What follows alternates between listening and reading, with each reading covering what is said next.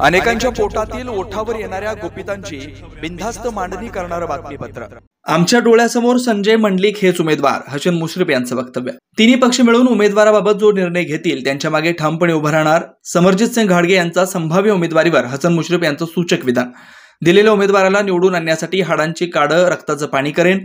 कोण उमेदवार दिला जाणार याबाबत मला माहिती नाही, मात्र जो उमेदवार देतील त्याचा मला प्रचार आणि नेतृत्व करावं लागेल। दुसरं काही करण्याचा आमचा स्वभाव नाही।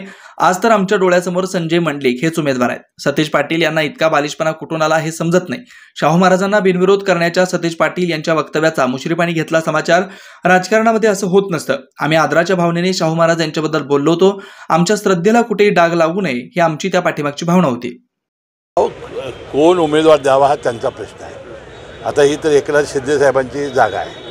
आता काय होणार आहे मला माहिती नाही। कोणी उमेदवार असेल तर त्याचा प्रचार मला करावा लागेल, नेतृत्व करावं लागेल, कारण आपला स्वभाव नाही तो। कोण उमेदवार असू शकतील असं वाटतं? नाही मला माहिती।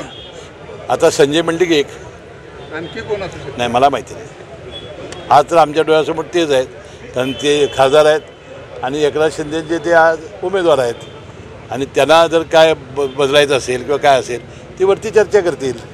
शाहू महाराजांबद्दल आदर आहे असं तुम्ही म्हणाला होता, मात्र सतेज पाटलांनी असं म्हटलं की जर आदर असेल तर मग ही जागा बिनविरोध करा। नाही, सतेज पाटलांचं मी आव्हान ऐकलं, पण राजकारणामध्ये असं होत नाही।